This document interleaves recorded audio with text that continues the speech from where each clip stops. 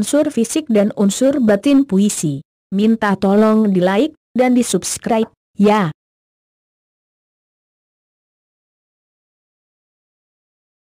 Puisi adalah bentuk karya sastra yang menggunakan kata-kata yang indah dan kaya makna. Keindahan sebuah puisi disebabkan oleh diksi, majas, rima, dan irama yang terkandung dalam karya sastra. Adapun kekayaan makna yang terkandung dalam puisi dikarenakan oleh pemadatan segala unsur bahasa. Bahasa yang dipergunakan dalam puisi berbeda dengan bahasa yang kita gunakan sehari-hari. Puisi menggunakan bahasa yang ringkas, namun maknanya sangat kaya. Kata-kata yang digunakan konotatif, yang mengandung banyak penafsiran. Ciri-ciri puisi. 1.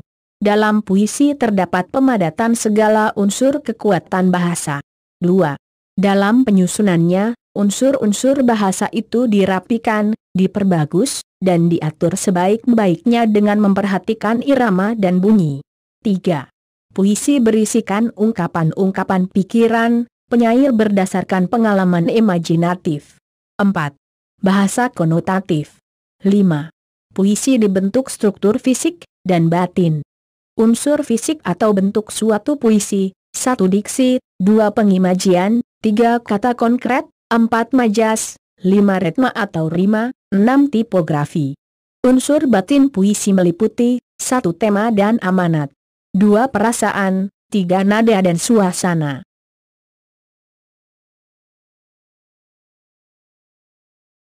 Unsur fisik atau bentuk suatu puisi. 1. Diksi atau pemilihan kata.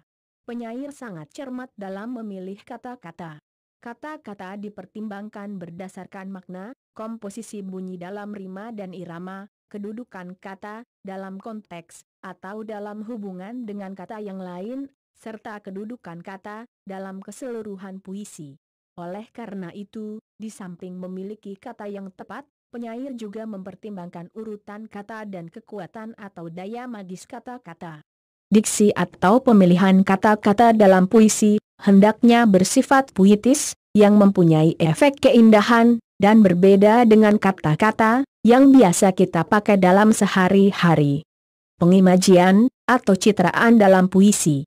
Pengimajian atau citraan dalam puisi adalah gambar-gambar dalam pikiran dan bahasa yang menggambarkannya. Setiap gambar pikiran disebut citra atau imaji, image. Adapun gambaran pikiran adalah sebuah efek dalam pikiran yang sangat menyerupai yang dihasilkan oleh penangkapan kita terhadap sebuah objek yang dapat dilihat oleh mata atau indera penglihatan. Jika dilihat dari fungsinya, citraan atau pengimajian lebih cenderung berfungsi untuk mengingatkan kembali apa yang telah dirasakan. Dengan demikian, citraan tidak membuat kesan baru dalam pikiran. Kita akan kesulitan menggambarkan objek atau sesuatu yang disampaikan dalam puisi, jika kita belum pernah sama sekali mengalami atau mengetahuinya. Oleh karena itu, kita akan mudah memahami puisi, jika memiliki simpanan imaji-imaji yang diperoleh dari pengalamannya. Ada beberapa jenis citraan yang dapat ditimbulkan dalam puisi.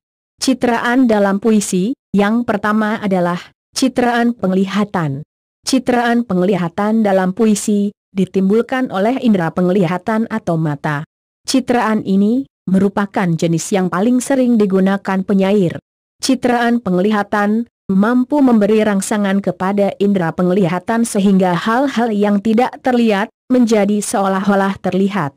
Contoh citraan penglihatan dapat dilihat dari kutipan puisi berikut.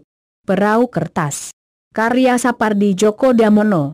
Waktu masih kanak-kanak, kau membuat perahu kertas dan kau layarkan di tepi kali, alirnya sangat tenang dan perahumu bergoyang menuju lautan. Citraan dalam puisi yang kedua adalah citraan pendengaran. Citraan pendengaran berhubungan dengan kesan dan gambaran yang diperoleh melalui indera pendengaran atau telinga. Citraan ini dapat dihasilkan dengan menyebutkan atau menguraikan bunyi suara, misalnya dengan munculnya pilihan kata atau diksi yang merangsang indera pendengaran, seperti kata, sunyi, tembang, dendang, suara mengiang, berdentum-dentum, dan sayup-sayup. Berikut ini adalah contoh citraan pendengaran dari kutipan puisi. Penerbangan terakhir. Karya Taufik Ismail. Maka, menangislah ruh bayi itu keras-keras. Kedua tangan yang alit itu, seperti kejang-kejang. Kakinya pun menerjang-nerjang. Suaranya melengking lalu mengiba-iba. Sumber, Horizon Sastra Indonesia 1, Kitab Puisi 2002. Citraan taktil, yaitu citraan yang menimbulkan kesan yang dapat dihayati dengan indera peraba. Berikut contoh citraan perabaan dalam puisi. Blues untuk Boni. Karya, W.S. Rendra, sembari jari-jari galak di gitarnya mencakar, dan mencakar menggaruki, rasa gatal, di sukmanya. Sumber, Horizon Sastra Indonesia 1, Kitab Puisi 2002. Citraan berikutnya yaitu citraan penciuman atau pembawaan. Citraan ini disebut juga citraan olfactory. Dengan membaca atau mendengar kata-kata tertentu, kita seperti mencium bau sesuatu. Citraan atau pengimajian melalui indera penciuman ini akan memperkuat kesan dan makna sebuah puisi. Perhatikan kutipan puisi berikut yang menggunakan citraan penciuman. Pemandangan senjakala. Karya, W.S. Rendra. Senja yang basah, meredakan hutan terbakar. Kelelawar-kelelawar raksasa, datang dari langit kelabu tua. Bau mesiu di udara. Bau mayat. Bau kotoran kuda. Sumber, Horizon Sastra Indonesia 1, Kitab Puisi 2002. Citraan dalam puisi berikutnya adalah citraan pencicipan. Citraan ini disebut juga citraan gustatori, yakni citraan yang muncul dari puisi, sehingga kita seakan-akan mencicipi suatu benda, yang menimbulkan rasa asin, pahit, asam, manis, atau pedas. Berikut ini contoh larik-larik puisi yang menimbulkan citraan pencicipan atau pencecapan. Pembicaraan. Karya Subagio Sastrowardoyo. Neraka adalah rasa pahit di mulut waktu bangun pagi. Citraan dalam puisi berikutnya adalah citraan gerak. Dalam larik-larik puisi, kamu pun dapat menemukan citraan gerak atau kinestetik. Yang dimaksud citraan gerak adalah gerak tubuh atau otot yang menyebabkan kita seakan-akan melihat gerakan tersebut. Munculnya citraan gerak membuat gambaran puisi menjadi lebih dinamis. Berikut contoh citraan gerak dalam puisi. Mimpi pulang. Karya, Nuning Damayanti. Di sini aku berdiri, berteman angin. Daun-daun coklat berguguran. Meninggalkan ranting pohon oak yang meranggas. Dingin, mulai menggigit telingaku. Ku perpanjang langkah kakiku. Menyusuri trotoar, yang seperti tak berujung. Di antara beton-beton tua yang tidak ramah mengawasiku. Gelap, mulai merayap, menyusul langkah kakiku. Sumber, Bunga yang Terserak, 2003.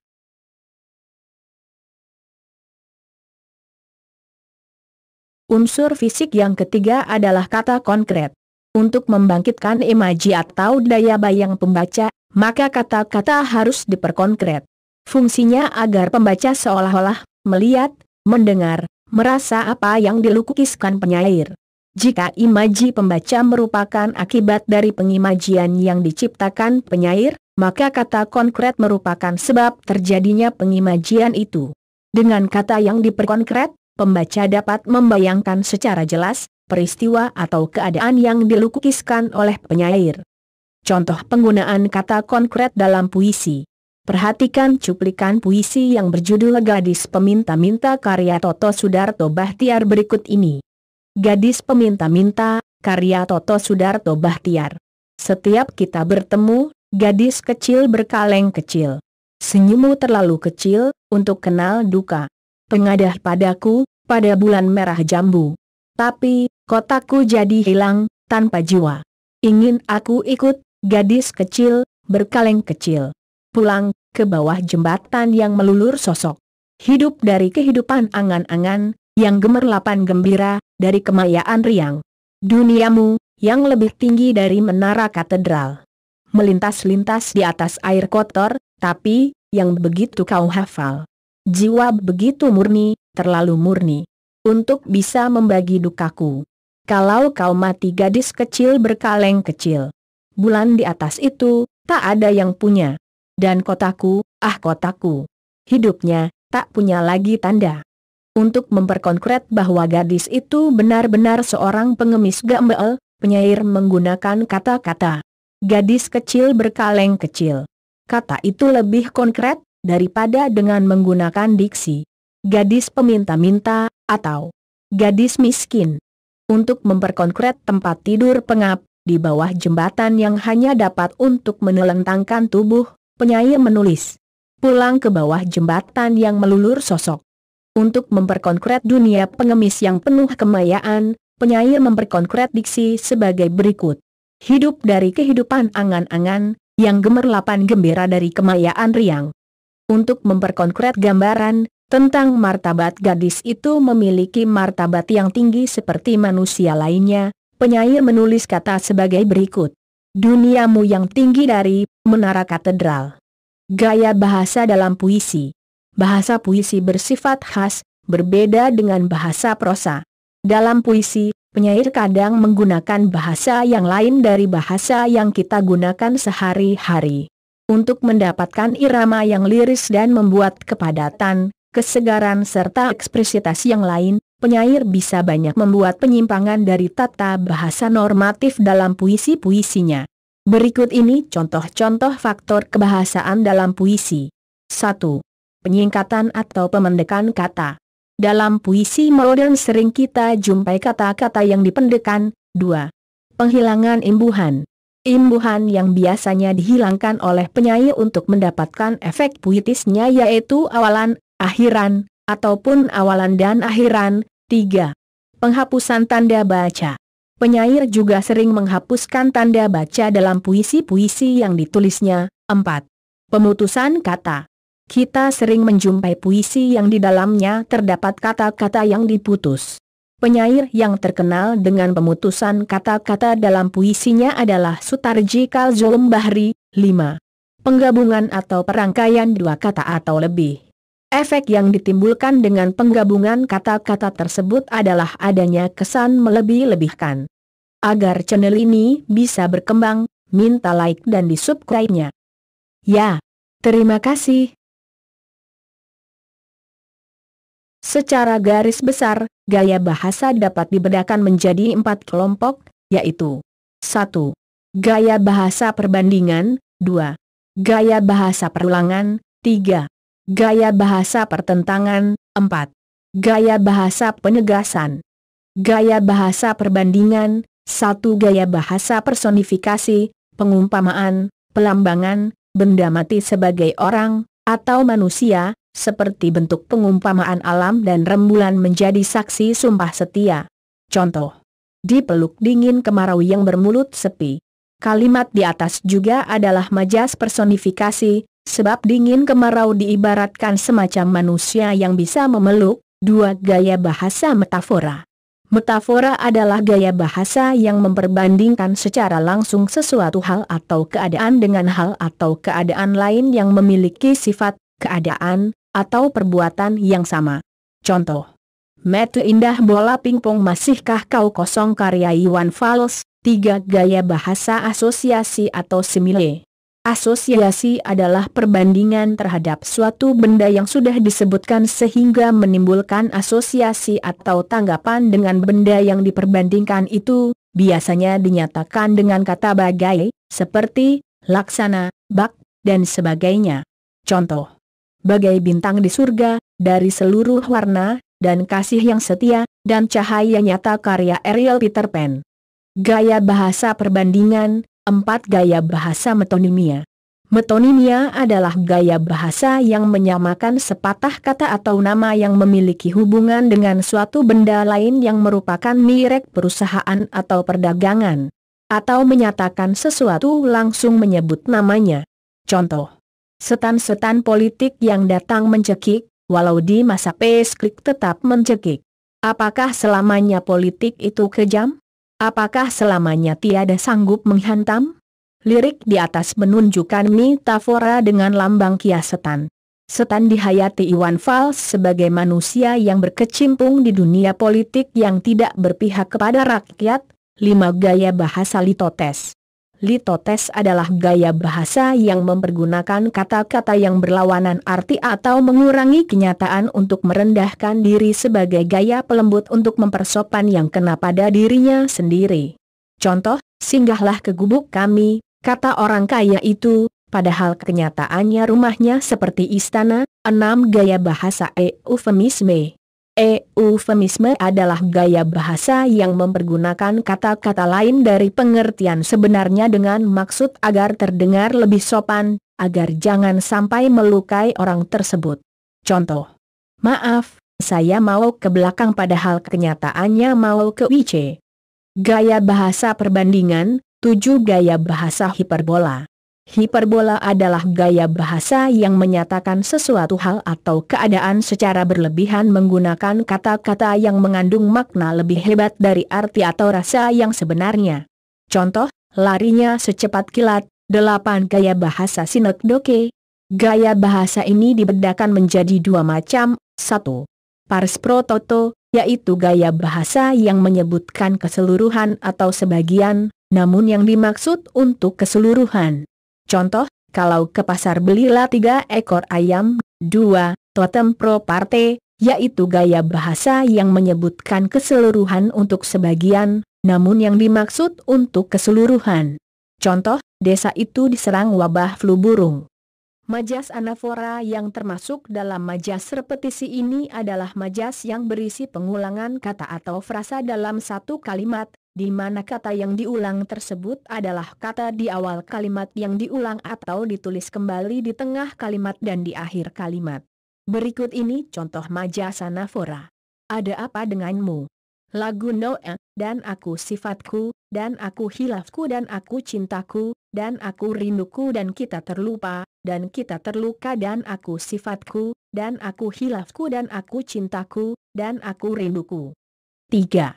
Majas pertentangan. Majas antitesis adalah majas yang membandingkan dua hal yang berlawanan. Contoh, apa yang kau lakukan di belakangku mengapa tak kau tunjukkan di hadapanku? 2. Majas oksimoron. Majas oksimoron merupakan perluasan dari paradoks.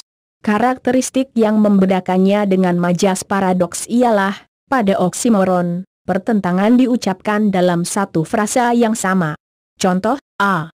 Ada cinta dalam benci yang kau sematkan padaku. B. Dalam hidup dan matiku hanya kau sajalah yang aku puja. C. Dikala senang ataupun susah kita akan menghadapi hidup bersama-sama. Majas repetisi digolongkan menjadi majas penegasan. Majas repetisi merupakan gaya bahasa yang mengungkapkan pengulangan kata, frasa atau klausa yang sama untuk mempertegas makna dari kalimat atau wacana. Dalam repetisi, pengulangan seluruh kata atau bentuk lain yang diulang memiliki arti kata yang sama. Dengan demikian, makna dan acuan yang terkandung pada kata pengulangan tersebut pun sama, yang juga menandakan bahwa keseluruhan makna yang terbentuk pada kalimat pertama, kedua, ketiga, dan seterusnya, sama. Tetapi, bentuk pengulangan kata yang disajikan dapat digunakan untuk menunjukkan kuantitas dan penegasan gagasan atau mungkin pula sekedar menambah nilai estetika. Sehingga meski keseluruhan makna dari kata-kata yang diulang sama, namun akan memiliki kesan pada akhir pengulangan. Contoh majas repetisi. Aku akan selalu bersamamu, selalu bersamamu, selalu bersamamu dan akan terus selalu bersamamu di setiap kehidupan yang Tuhan ciptakan. Unsur fisik puisi kelima adalah ritma atau rima. Unsur fisik puisi berikutnya ialah rima-rima atau persajakan adalah bunyi-bunyi yang ditimbulkan oleh huruf atau kata-kata dalam larik dan bait, atau persamaan bunyi dalam puisi. Sedangkan irama atau ritmi adalah pergantian tinggi rendah, panjang pendek, dan keras lembut ucapan bunyi. Timbulnya irama disebabkan oleh perulangan bunyi secara berturut-turut dan bervariasi, misalnya karena adanya rima, perulangan kata, perulangan bait, tekanan-tekanan kata yang bergantian keras lemahnya, karena sifat-sifat konsonan dan vokal, atau panjang pendek kata. Jenis-jenis rima: 1 rima sempurna, 2 rima tak sempurna, 3 rima mutlak, 4 rima terbuka, 5 rima tertutup, 6 rima aliterasi, 7 rima asonansi, 8 rima disonansi. Rima sempurna, yaitu persamaan bunyi pada suku-suku kata terakhir. Contoh rima sempurna. Mencarimu tak tahu di mana. Semoga tenang kau di sana, kemarin, Seventeen. Rima tak sempurna, yaitu persamaan bunyi yang terdapat pada sebagian suku kata terakhir. Contoh rima tak sempurna, setulus dalamnya rasa cintaku, tak cukup meyakinkan hati orang tuamu. Bagai langit dan bumi, via Valen, suku kataku pada kata cintaku berrima tak sempurna denganmu pada kata orang tuamu. Rima mutlak, yaitu rima yang memperlihatkan adanya persamaan bunyi pada seluruh kata. Contoh, dua-dua. Indah-indah. Lusa-lusa.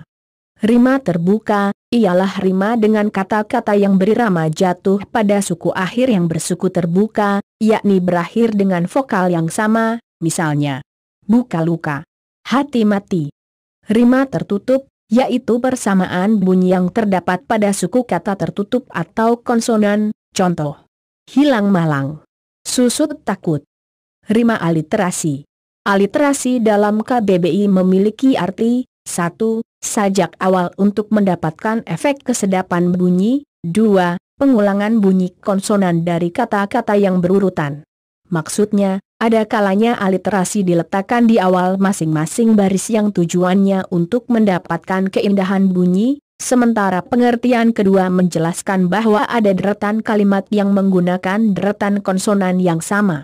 Contoh, kaulah kandil kemerlap, pelita jendela di malam gelap, melambai pulang perlahan, sabar, setia selalu, Amir Hamzah. Rima asonansi adalah pengulangan bunyi vokal pada beberapa kata secara beruntun dalam satu baris. Contoh, dalam termangu ku masih menyebut namamu, bunyi vokal U pada kata termangu, berasonansi denganmu, pada kata, namamu. Rima disonansi, yaitu kombinasi bunyi yang dianggap kurang enak didengar. Rima ini memperlihatkan adanya kerangka vokal yang berlawanan. Contoh rima disonansi. Kisah kasih. Pura paru. Pula palu. Hura-hura huru-hara. Tipografi. Pengertian tipografi dalam puisi adalah tatanan larik, bait, kalimat, frasa, kata dan bunyi untuk menghasilkan suatu bentuk fisik yang mampu mendukung isi, rasa dan suasana. Tipografi atau tata wajah merupakan pembeda penting antara puisi dengan prosa dan drama. Larik-larik puisi tidak dibentuk dalam paragraf, namun berbentuk bait. Doa perahu, karya Ismet Natsir. Tuhanku, beritahu kini, kemanakah harus ku pergi, ke muara menyongsong laut biru, ataukah melawan arus, menuju hulu. Jadi, karya Sutarji Kalsom Bahri. Jadi tidak setiap derita jadi luka, tidak setiap sepi jadi duri, tidak setiap tanda jadi makna, tidak setiap tanya jadi ragu, tidak setiap jawab jadi sebab, tidak setiap seru jadi mau, tidak setiap tangan jadi pegang, tidak setiap kabar jadi tahu, tidak setiap luka jadi kaca memandang kau pada wajahku.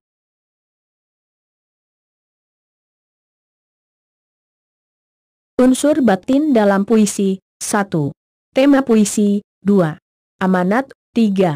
Perasaan atau feeling. 4. Nada dan suasana. Agar channel ini bisa berkembang, minta like dan di subscribe-nya. Ya, terima kasih. Tema adalah ide dasar yang mendasari sebuah tulisan, termasuk puisi. Tema puisi menjadi inti dari makna, atau pesan yang ingin disampaikan penyair dalam puisinya. Meskipun bahasa yang digunakan dalam puisi cenderung bermakna konotatif, tetapi tema puisi salah satunya dapat dirunut dengan menggunakan kata-kata kunci dalam puisi tersebut. Tema puisi akan sangat menentukan penyair dalam memilih kata-kata yang digunakan dalam puisinya. Mari kita baca puisi berikut ini. Aku ingin karya Sapardi Djoko Damono. Aku ingin mencintaimu dengan sederhana, dengan kata yang tak sempat diucapkan kayu kepada api yang menjadikannya abu. Aku ingin mencintaimu dengan sederhana, dengan isyarat yang tak sempat disampaikan awan kepada hujan yang menjadikannya tiada. Dalam puisi aku ingin karya Sapardi Djoko Damono, tema puisinya adalah tentang cinta.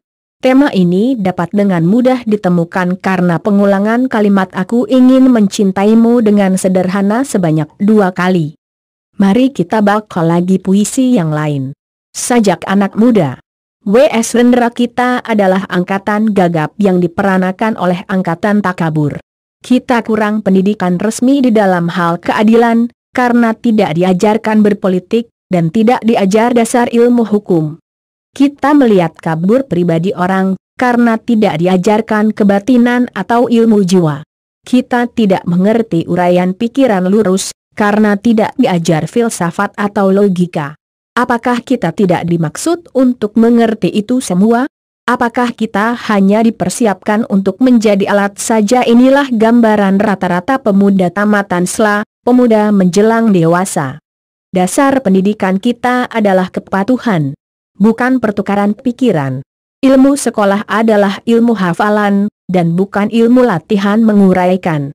Dasar keadilan di dalam pergaulan, serta pengetahuan akan kelakuan manusia, sebagai kelompok atau sebagai pribadi, tidak dianggap sebagai ilmu yang perlu dikaji dan diuji. Kenyataan di dunia menjadi remang-remang. Gejala-gejala yang muncul lalu lalang, tidak bisa kita hubung-hubungkan. Kita marah pada diri sendiri, kita sebal terhadap masa depan. Lalu akhirnya, menikmati masa bodoh dan santai. Di dalam kegagapan kita hanya bisa membeli dan memakai tanpa bisa mencipta. Kita tidak bisa memimpin tetapi hanya bisa berkuasa persis seperti bapak-bapak kita. Pendidikan negeri ini berkiblat ke barat. Di sana anak-anak memang disiapkan untuk menjadi alat dari industri. Dan industri mereka berjalan tanpa berhenti. Tetapi kita dipersiapkan menjadi alat apa? Kita hanya menjadi alat birokrasi. Dan birokrasi menjadi berlebihan. Tanpa kegunaan. Menjadi benalu di dahan. Gelap. Pandanganku gelap. Pendidikan tidak memberi pencerahan. Latihan-latihan tidak memberi pekerjaan. Gelap. Keluh kesahku gelap. Orang yang hidup di dalam pengangguran. Apakah yang terjadi di sekitarku ini? Karena tidak bisa kita tafsirkan, lebih enak kita lari ke dalam puisi, Tilihit sensor. Apakah artinya? Tanda-tanda yang rumit ini? Apakah ini? Apakah ini? Di dalam kemabukan, wajah berdarah, akan terlihat sebagai bulan. Mengapa harus kita terima hidup begini? Seseorang berhak diberi ijazah dokter, dianggap sebagai orang terpelajar, tanpa diuji pengetahuannya akan keadilan. Dan bila ada tirani merajalela, ia diam tidak bicara, kerjanya cuma menyuntik saja. Bagaimana? Apakah kita akan terus diam saja? Mahasiswa-mahasiswa ilmu hukum dianggap sebagai bendera-bendera upacara, sementara hukum dikhianati berulang kali. Mahasiswa-mahasiswa ilmu ekonomi dianggap bunga plastik, sementara ada kebangkrutan dan banyak korupsi. Kita berada di dalam pusaran tata warna yang ajaib dan tidak terbaca. Kita berada di dalam penjara kabut yang memabukkan. Tangan kita menggapai untuk mencari pegangan. Dan bila luput, kita memukul dan mencakar ke arah udara. Kita adalah angkatan gagap yang diperanakan oleh angkatan kurang ajar. Daya hidup telah diganti oleh nafsu. Pencerahan telah diganti oleh pembatasan. Kita adalah angkatan yang berbahaya. Pejambon, Jakarta, 23 Juni 1977.